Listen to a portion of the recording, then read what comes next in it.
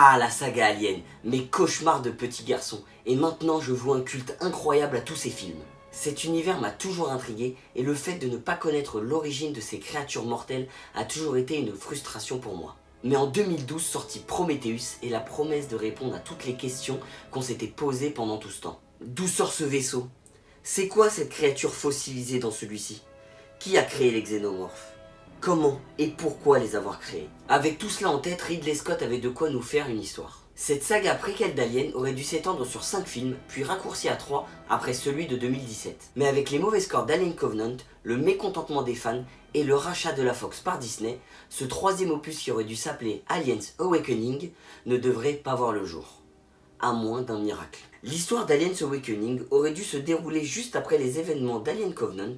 On y aurait retrouvé David, qui, je vous le rappelle, a détruit Walter, un androïde, avec la même tête que lui, afin de prendre sa place dans le vaisseau et pouvoir avoir des cobayes humains pour ses expériences et anéantir l'humanité. Mais petit hic pour David, des ingénieurs sont à sa poursuite.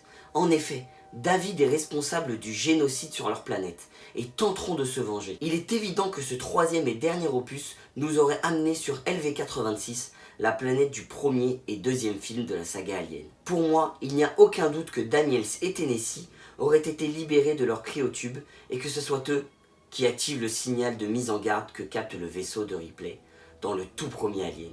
Avec ça, la boucle est bouclée. Mais Aliens Awakening n'est pas le seul film de la saga Alien à avoir été annulé. Et oui, Neil Blomkamp, un jeune réalisateur et fan de la saga Alien, avait quelques idées pour un Alien 5, avec notamment le retour de Ripley, du Caporal X et de la jeune Newt. Le film aurait dû être la suite directe de Aliens le Retour, et donc mettre au placard Alien 3 et Alien Résurrection. Évidemment, j'adore Alien 3, mais j'aimais tellement le Caporal X et Newt que le traitement qu'ils ont eu dans Alien 3 ne m'a pas du tout plu. À mon grand regret, il n'y a aucun synopsis pour ce Alien 5, mais énormément de concept art ont été dévoilés, sachant le film définitivement annulé. Et maintenant, tout ce qui va suivre, c'est vraiment pour le plaisir des yeux. On aurait retrouvé un des vaisseaux des ingénieurs dans un hangar, avec probablement des œufs à facehugger à l'intérieur.